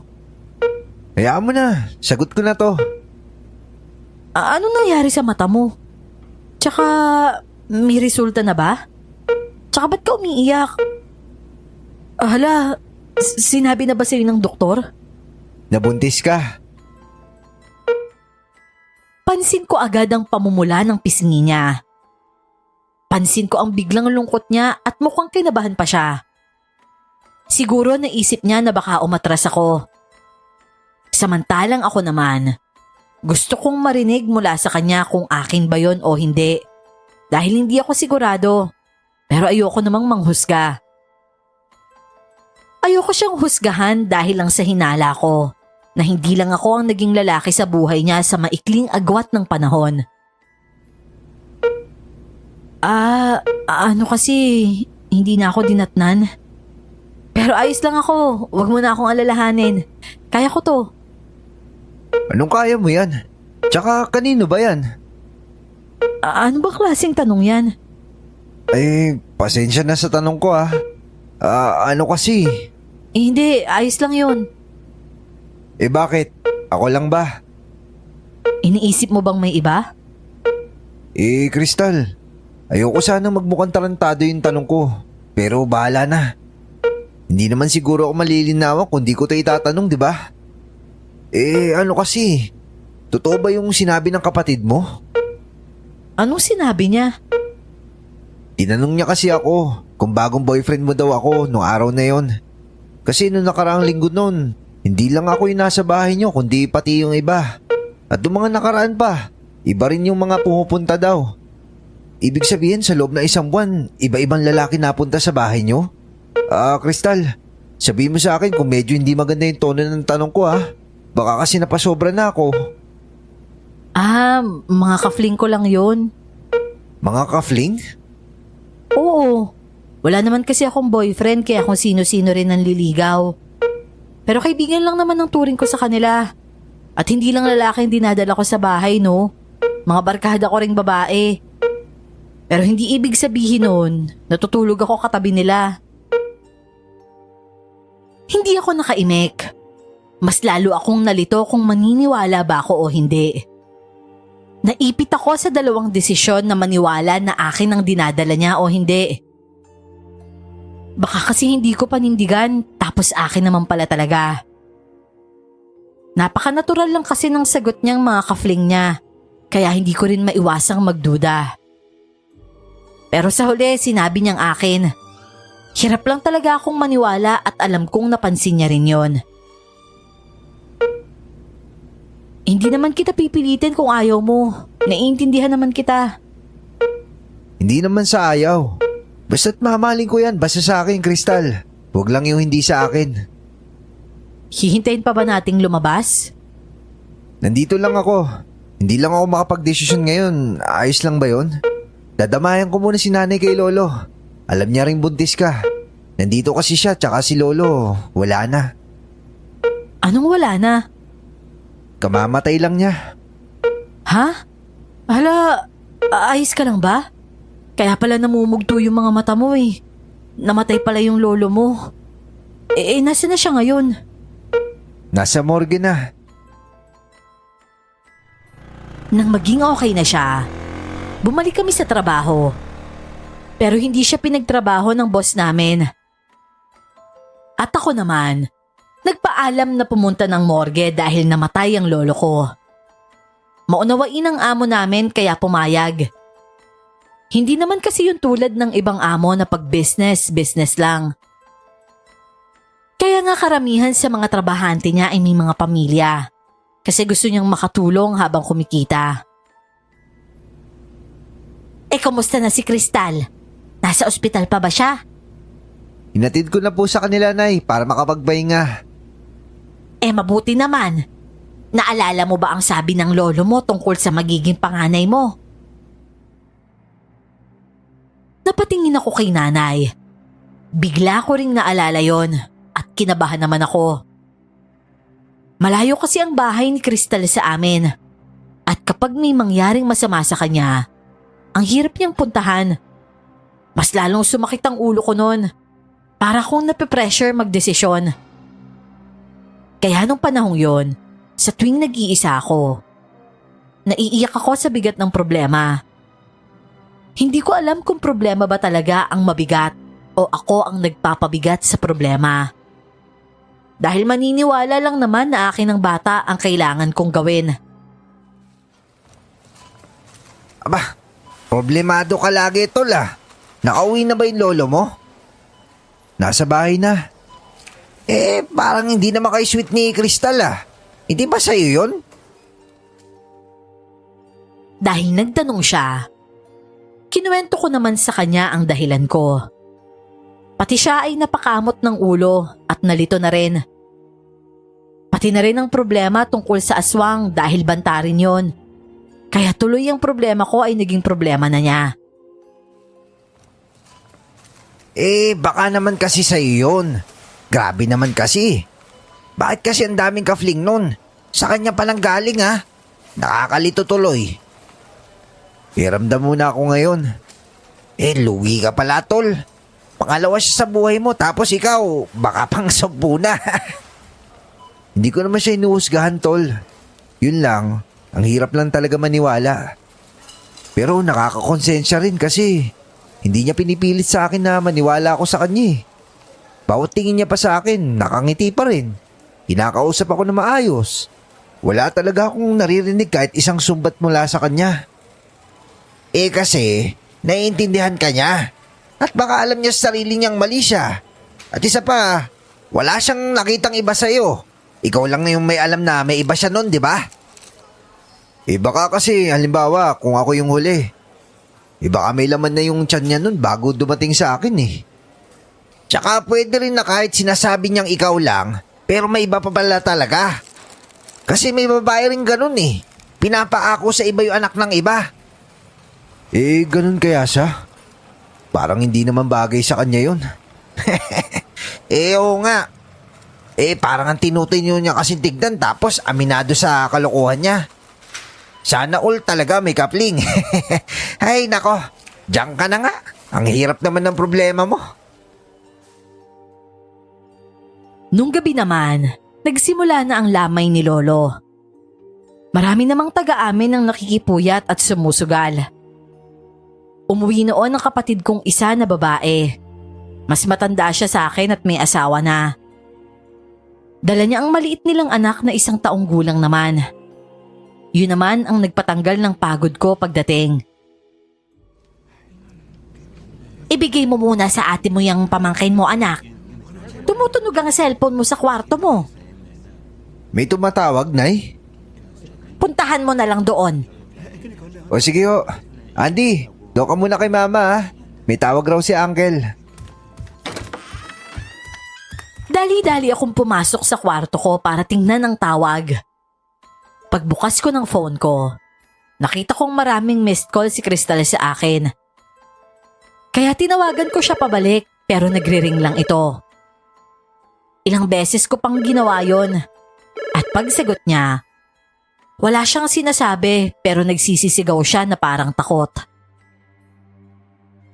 Crystal? Oo, ano nangyari dyan? Crystal! Hoy! Magsalita ka! Ano kasi dyan? Sorry pero nandito ako sa eskwelahan ng elementarya. Hindi ako makalabas. Ano? Malulobot na kasi yung phone ko Hindi ako makalabas dito dyan. Sobrang dilim. Ano? Sandali lang! Pupunta ako! Halos liparin ko na lang mula sa kwarto ko palabas kung paano ako tumakbo. Hinablot ko lang noon ang susi sa ibabaw ng drawer. Hinabol ako ni nanay na nagtatanong kung ano ang nangyayari. Pero hindi ko na siya nasagot dahil pinaharurot ko na ang sasakyan. Pero ramdam kong may nakasunod sa akin at ang asawa nga ng ate ko yon. Bago ang eskwelahan, dadaan ako sa tulay. Nakasunod noon si Kuya Dan na asawa ng ate ko at panay ang busina niya. Pagdaan namin sa tulay, wala naman akong nakita. Pero bigla siyang napaliko ng direksyon at dinig na dinig ko ang nababasag na tunog ng motor niya. Agad akong bumalik noon sa gitna ng tulay at huminto. Kuya Dan? Diyos ko! Kuya! Nasaan ka? Kuya! Pero yung motor niya nandito. Pero siya... Diyos ko! Nahulog ba siya sa tubig? Kuya! Yun ang sitwasyon na talagang pinakamahirap para sa akin. Alam ko ang kababalaghan sa tulay pero sa pagkakataong yon, mamimili ako. Umiiyak ako noon dulot ng matinding emosyon sa pagpili. Mag-ina ko o ang bayaw ko? Kung bayaw ko, tatalon ako sa tubig para iligtas siya. Pero ang mag-ina ko ay nasa panganib.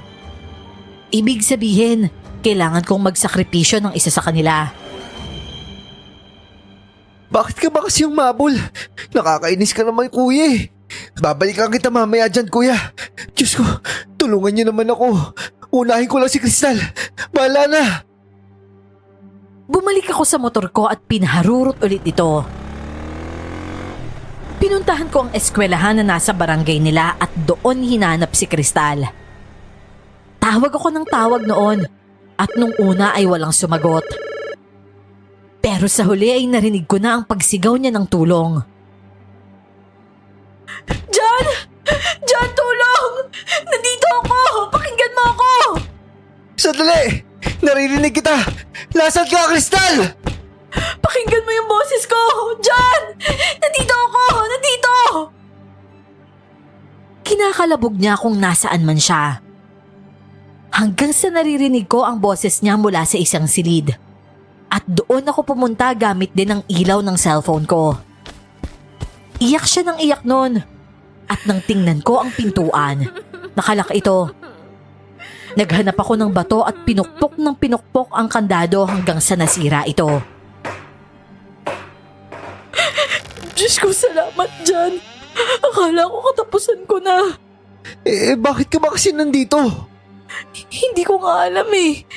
Natulog lang ako sa bahay tapos nagising ako, nandito na ako. O siya, halika na. Sumama ka sa akin. Yung bayaw ko nasa tulay pa. Sumunod siya sa akin eh. Tapos na-disgrasya siya. Ano? Teka, hindi ko pa natawagan si ate. Diyos ko, sana buhay pa si kuya. Hindi ko na siya natawagan kasi nataranta na ako. Teka, nasan ba yung number niya? Ito na lang, kay nanay. Oh, hello Jan. Saan ka ba pumunta ha? Pinag-alala mo ako. Nay, magpadala ka ng tulong dito sa may tulay. Nadisgrasya si kuya. Nahulog siya mismo sa tubig. Hindi ko naagapan kasi inuna ko iligtas si Crystal. Ano? Mamaya na ako magpapaliwanag, Nay. Pabalik na ako sa tulay. Bilisan nyo, kailangan namin ng tulong. Hindi na nagtanong pa si nanay noon at agad na nagsisigaw ng tulong sa kabilang linya. Inapura nito si ate at ako naman ay pinatay ang tawag at saka binuhos ang pag-iyak. Pinukpok pa ang ulo ko dahil pakiramdam ko sobrang kulang ako para iligtas ang lahat. Tara na, sana makaahon pa si kuya doon. Sumunod pa kasi, nakakainis. Ba't kasi sumunod yun eh? Oo, sige, tara na. Lumabas kami ng eskwelahan at mabilis na naming pinatakbo ang motor pabalik sa tulay.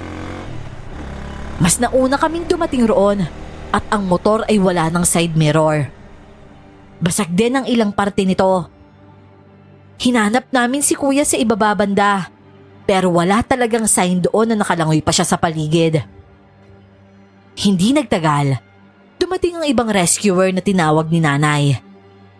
Nandun din si nanay at ate pero hindi dala ang bata. Nadatnan nila akong nilalamon ng emosyon. Ano bang nangyari dyan? Ito, yung motor niya nandito. Ang bilis kasi ng pangyayari na eh. Hindi ko na nakita kung nahulog ba siya sa tubig o kung saan siya tumilapon.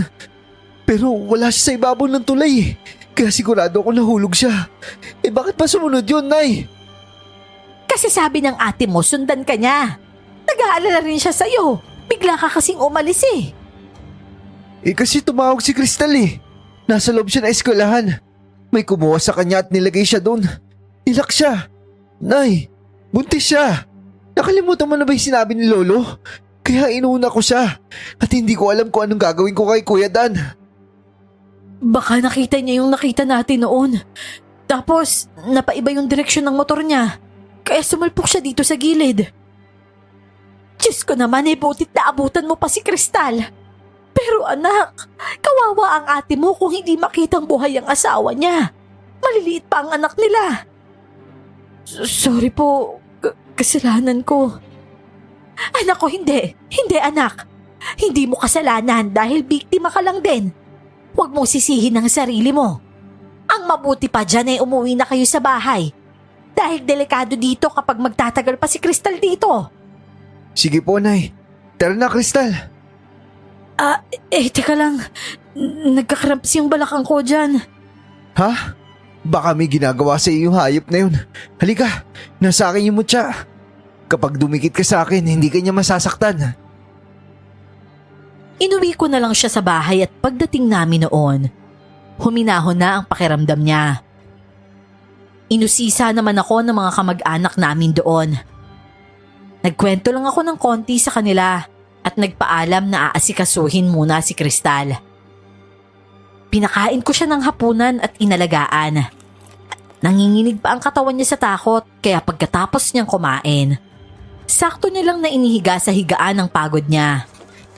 Binantayan ko lang siya roon. Kapag may nangyaring masama sa bayaw mo, pakiramdam ko kasalanan ko talaga. Bakit naman kasalanan mo? Ako yung sinundan niya, no? Pero hindi ko siya masisisi kung bakit siya sumunod. Umalis na lang kasi ako ng basta dahil iniisip ko ikaw eh. Bakit nga ba dyan? Di ba nagdadalawang isip ka tungkol sa bata? Alam ko namang hindi ka magsisinungaling sa akin. Tsaka may kutob ako na akin talaga yan. Alam kong ako lang. Kasi sakto sa buwan eh. Isang buwan na yung nakalipas. Tapos isang buwan na buntis ka na rin. Tsaka tugma naman yung sinasabi ni Lolo eh. Kaya alam kong akin talaga yan. Salamat dyan ha. Akala ko magiging solong magulang na ako ng batang to. Pasensya ka na kung nagdadalawang isip ako ng una ha. Parang gago ako no? Naiintindihan naman kita eh. May kasalanan na rin ako. Hindi kasi ako mapakali. Pero simula naman nung gabing yun at mula rin ang sabihin sa akin ni Arnel yung tungkol sa'yo, tumigil na ako sa mga kalokohan ko. Nakakahiya kasi kung matinong tao yung magkakagusto sa malokong babae na tulad ko. Matino pala yung tawag sa nambubuntis ng hindi nobya. Pero simula ngayon, dito ka na sa amin. Kasi kung dun sa inyo, tapos nangyari yung ganun na natulog ka kamo, tapos nagising ka, nasa loob ka na eskwelahan na yun, sa palagay ko, mas mapoprotektahan kita kapag dito ka. Ayos lang ba sa nanay mo? Bakit naman? Apo niya naman yung laman ng tiyan mo ah. Kamusta na pala? Humihilab pa ba? Hindi na. Baka dahil sa mutsyang pamana ng lolo mo. Salamat naman. Ingatan ko na talaga to. Nang bumalik sila nanay, sinabi nilang hindi pa natagpuan ng katawan ni Kuya Dan. Inusisa ako ng inusisa ng ate ko at kwinestyon pa ako kung bakit ko iniwan ang asawa niya. Ang gulo namin noon sa lamay ni Lolo. Talagang nag-away kami ng ate ko. Pero hindi ako nagsisisi sa desisyon kong inuna ko si Kristal. Dahil malakas ang kutob ko na kapag bayaw ko ang inuna ko, si Kristal ang mawawala. Ano yun? Kasalanan ko lahat? Sa akin sinisisi yung lahat? Ako ba'y nag-utos na sundan ako? Umalis ako na hindi humingi ng tulong, no? Kasi hindi ko naman kailangan ng tulong eh. Naiintindihan ko naman sana kayo kung bakit ba naman kasi inutusan niyo si Kuya sumunod eh. Pero wala sanang sisihan, di ba? Lahat tayo may mali dito. Isa lang yung biktima pero naging dalawa pa. Tsaka huwag niyo ako sisihin na parang hindi importante si Kristal dito. Real talk lang ate ah. Yung asawa mo, bayaw ko lang yun. Yung dinadala ni Kristal, anak ko yun. Sa tingin mo, sino mas matimbang sa akin? Jan, tama na yan! Sobra na yan! Sobra na din siya eh. Ayaw makarinig ng masakit na salita pero siya bato ng bato. Naririnig pa na isa dito. Sinisisi niya na nga yung sarili niya kasi pakiramdam niya siya yung nagsimula ng gulo. Alam nga namang hindi niya ako tatawagan, di ba? Alam nga namang hintayin niya na lang yung kamatayan niya doon. Hindi pwede namang ganun, syempre. Edi sorry. Buti nga sa'yo, buhay no? Edi congrats. Sana maging masaya ka habang humihinga ka. Ano ba, Janice? Tama na! Wala dito ang asawa ko, Nay. Nandun pa. At alam mo yung masakit, Nay? Yung natatakot ka na baka kinabukasan matagpuan na lang siyang patay na. Paano na yung anak namin? O sige, anong gusto mong gawin ko ate? Sige, sabihin mo sa akin. Anong gagawin ko? Makonsensya ka. Aminin mo na kasalanan mo. Magsisi ka. Kasi ikaw talaga ang dahilan. Kanina ko paramdam yan. Kung pwede lang sana ihiwalay ko yung kaluluwa ko. Tapos parehas ko sila iligtas. Gagawin ko yun eh. Kaso hindi. Kailangan ko pumili. Kaya pinili ko yung mag-ina ko. Kung hindi mo maintindihan, bahala ka sa buhay mo. Padabog akong pumasok sa kwarto at pabalibag kong sinara ito. Nadatnan ko sa loob si Kristal na umiiyak na. Dahil din sa stress sa mga anak, umiyak na lang din nang makaalis si nanay. Mabuti na lang nandyan pa ang ibang kamag-anak namin para damayan ng bawat isa sa amin. Tapos kinabukasan, hindi kami pumasok sa trabaho. Maaga pa akong sumama sa mga rescuer para mahanap si Kuya Dan. At ayun nga, sa huli ay natagpuan rin siya. Pero wala nang buhay. Kahit makipagdebate ako sa ate ko nung gabing yon, labis naman na pagsisisi ang inabot ko nang makita ko ang bayaw kong patay na at makita ang ate kong labis na nasasaktan. Biglang dalawa ang patay sa pamilya namin. Si Lolo at ang bayaw ko. Ilang araw pa lang, bawas na ang timbang mo dyan ah. Ay nako Ninang, mababawasan talaga yung timbang mo kung araw-araw kang sinisisi. Hindi kami ayos ni ate. Ilang beses ko na siyang sinusuyo. Galit talaga siya. Alam mo kasi, isang bagay ang hindi naintindihan ng lolo mo tungkol sa mutya. Habang nasa iyo yan, hindi ka tatantanan ng mga banta. Hindi mo ba napapansin? Anong ibig niyo sabihin, Ninang? Mutya ang dahilan kung bakit nangyayari yan sa'yo. Lalo na't hawak mo lang yan pero hindi mo masyadong ginagamit. Alam ng aswang na nasa iyo ang mutya. Kaya paulit-ulit kanyang binibigyan ng problema. Kung ganun, hindi swerte yung dala nito kundi malas. Depende siguro sa tao. Pero kadalasan sa taong may anting-anting na alam kong manunugis ng aswang, hindi naman ganyan. Ano pong dapat kong gawin, Ninang? Alam mo bang minsan sa gulo, kung hindi mo kayang tumapat, umiwas ka. Bakit hindi ganun ang gawin mo sa mutya? Iiwas ho? Subukan mo lang dahil baka epektibo naman. Malay mo, di ba? Ginawa ko nga yun. Tinago ko ang mutya. Nailibing lang nun si Lolo at ang bayaw ko at walang aswangan ang nangyayari. Hindi na rin laganap ang balita tungkol sa mga aswang. At doon ko napagtanto na mukhang tama nga ang ninang Pati. Nang magdalawang buwan na ang tiyan ni Kristal, nagdesisyon akong iharap siya sa altar. Nakasuporta naman ang mga kapatid ko maliban sa isa, yung nakabangayan ko. Kahit kinausap ko siya, kinausap rin siya ni nanay at iba naming kapatid. Ayaw niya talaga. Kaya kinasal kami ni Kristal sa mayor lang na wala ang suporta niya. Naiintindihan ko naman. Umabot pa nga noon ng 5 buwan na hindi pa rin talaga kami magkasundo. Uy dyan, yung asawa mo nasa labas. Kasama niya si Ninang Pati. Gumala yata yung dalawa. Si Kristal lumabas? Maulan na. Madulas yung daanan. Inaya ni Ninang siguro eh. Hindi naman nakahindi. Pagalitan mo nga. Pero parang tumataba lang pala siya, no?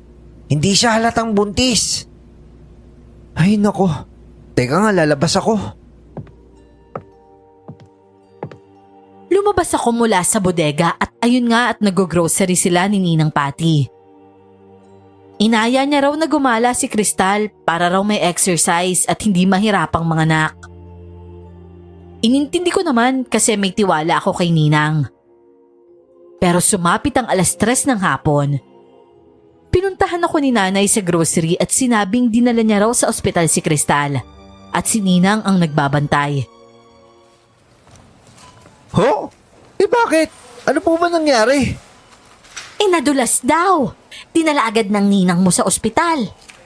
Ay, yan na nga ba yung sinasabi ko na wag lumabas kasi maulan eh. Teka nay, magpapaalam lang ako sa amo ko. Pagdating sa ospital, nakahinga ako ng maluwag nang sabihin ng doktor na ligtas naman ang bata. Hindi na ako nakapasok sa trabaho. Inuna ko muna ang pamilya ko. Pero nang nasa bahay na kami, nagsimulang maghilab ang tiyan ni Kristal. Plano ko noon na ibalik siya sa ospital. Pero si nanay ay hinawakan niya ang kamay ko at nilagay sa palad ko ang mga mutya na tinago ko. Akala ko ba ay nasa iyo lagi ito? Nay, kasi nung binintawan ko to, natigil yung trahedya sa pamilya natin. Ilang buwan na tayo walang problema. Eh ngayon may problema ka na ulit. Nanaginip ako tungkol sa lolo mo. At sinabi niya sa akin na wala sa iyo ang mutya. Tinuro niya sa akin kung saan mo to tinago. At nang tingnan ko nandun nga. Ang sabi pa ng lolo mo, nililin lang tayo ng aswang. Eh sino ba kasi aswang, Nay? Abay hindi ko alam anak. Basta ikaw, gamitin mo ang mutya kay Kristal. Kahit hinawakan ko na ang mutya na yon, hindi ko pa rin alam kung paano gamitin ito. Hindi ako naturuan. Basta pansin ko lang sa mutya na lapitin ako ng trahedya, pero lagi rin akong nakakaligtas.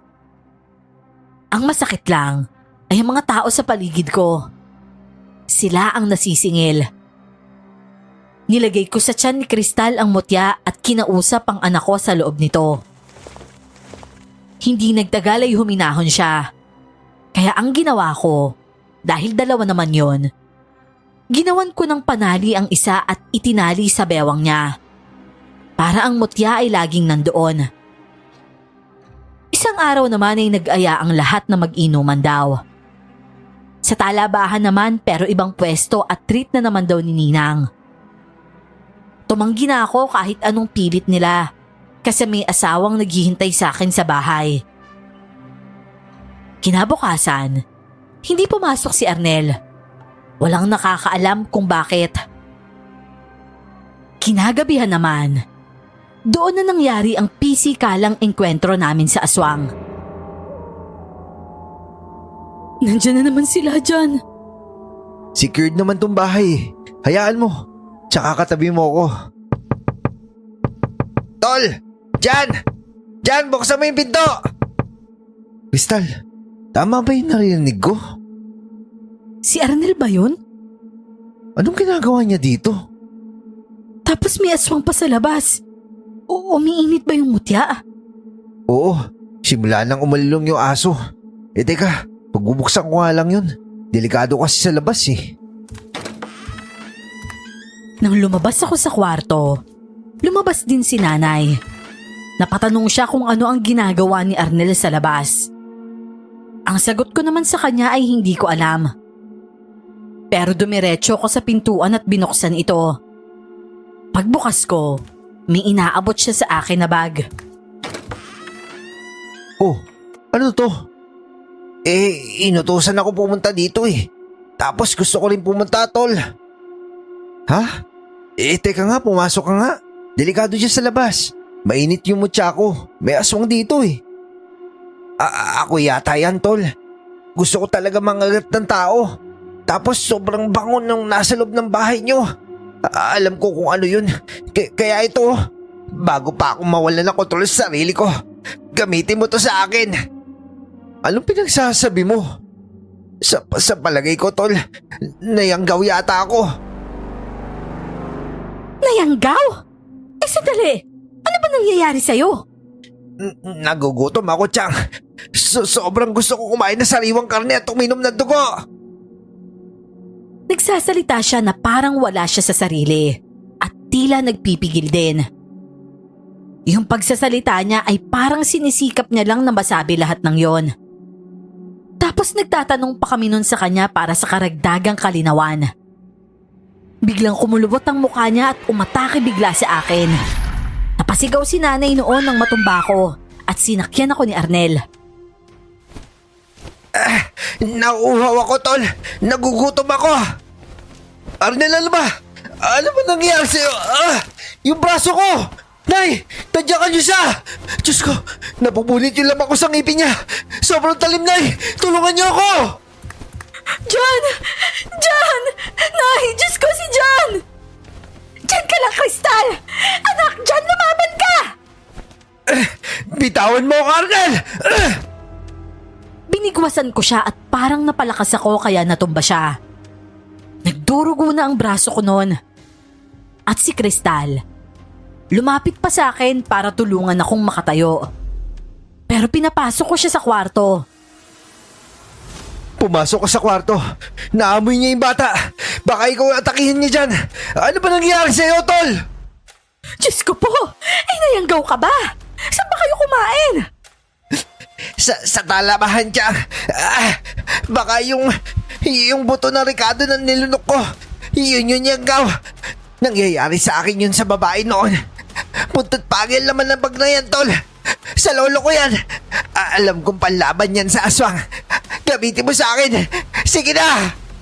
Buisit. Sino ba yan nangyayanggaw sa'yo?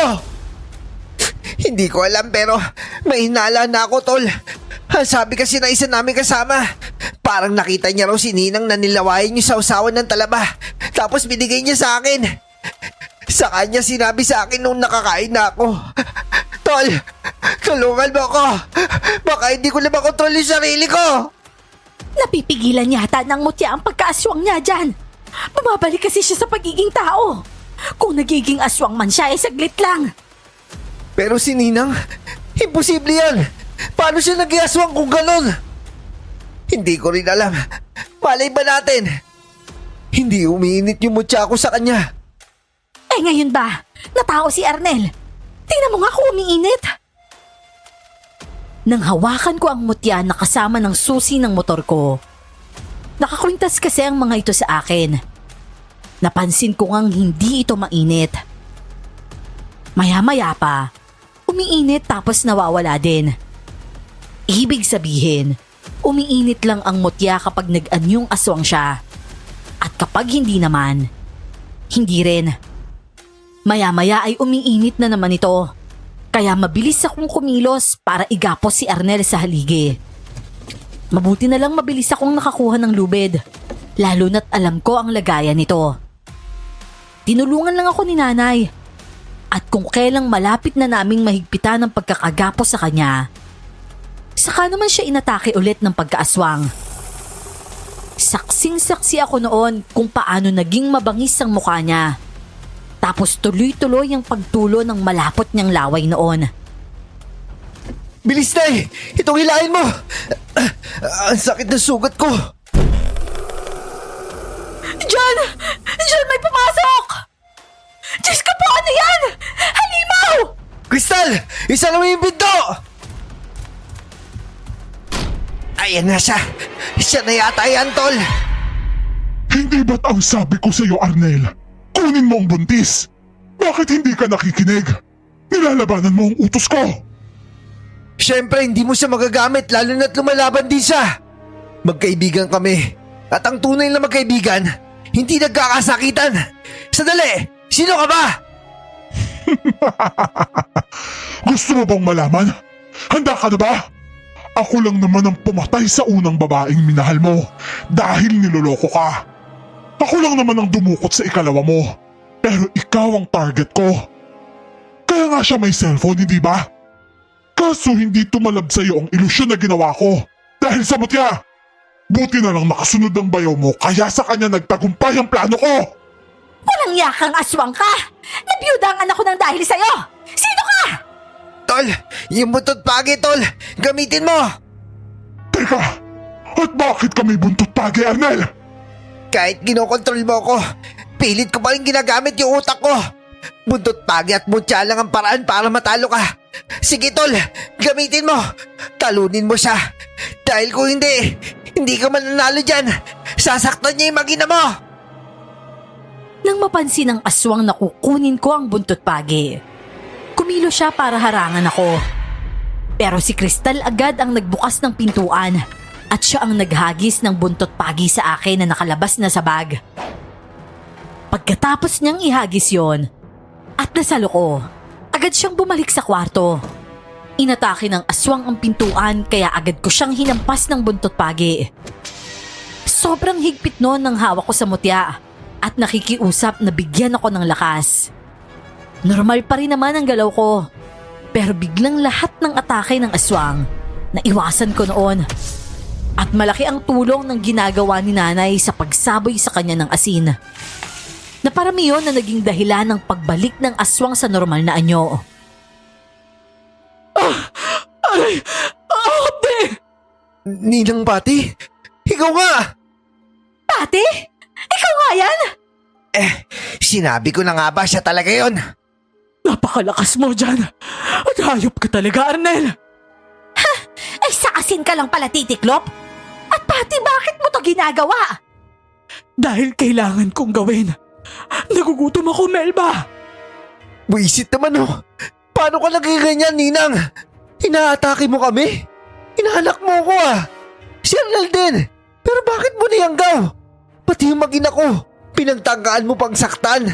Tinanggal mo pa na asawa yung kapatid ko. Sinira mo yung relasyon namin magkadugo. Ano ba yan? Bakit kami? Dahil nasa iyo ang mutya at kalaban ko yan. Makulit kasi ang lolo mo. Namimilit kahit ayaw mo. At kung hindi mo yan hawak, kung hindi ikaw ang tagapagmana niyan, hindi naman pamilya mo ang guguluhin ko. Maghahanap ako ng ibang pagkain. Pagkain? Sinasabi mo bang ang nilibing naming si Dan? Hindi siya yon? Malamang, dahil kinuha na siya ng buwaya ko sa ilalim ng tulay para sa akin. May buhaya pa sa ilalim ng tulay. Walang iya ka! Tama na! Tama na dyan! Bakit hindi ako makapagpalit ng anyo? Dahil hindi ko hinahayaan! Paulit-ulit ko siyang sinakta noon. Wala siyang laban sa akin kapag anyong tao siya. Tapos, 2 pa kami ni nanay kaya pinagtulungan namin siya. Sa galit ko noon, sinakal ko siya sa leeg gamit ang braso ko at walang ano-anong pinasok sa bunganga niya ang mutya. Naghihiyaw siya sa sakit at binuhusan pa siya ni nanay noon ng tubig nang pangangahin ko siya. Nalunok niya ang mutya at sa sobrang pagpalag niya, naitulak niya ako. Nakalabas siya ng pintuan at nakatakbo palayo. Hindi ko na siya hinabol at si Arnel naman ay hinayaan naming nakagapos lang siya roon. Pinagpuyatan ko talaga siya hanggang mag-umaga. May pag-asa ka pa, Arnel.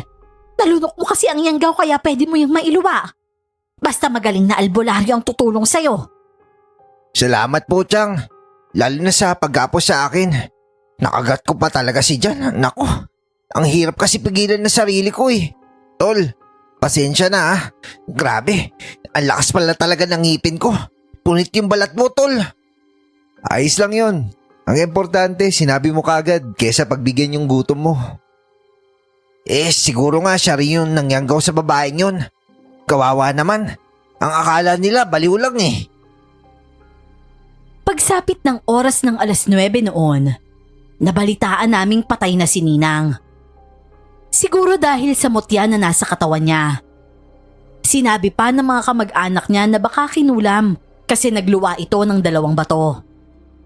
Yung 2 bato na yon, kinuha ko at sinabing ipapatingin ko sa albularyo.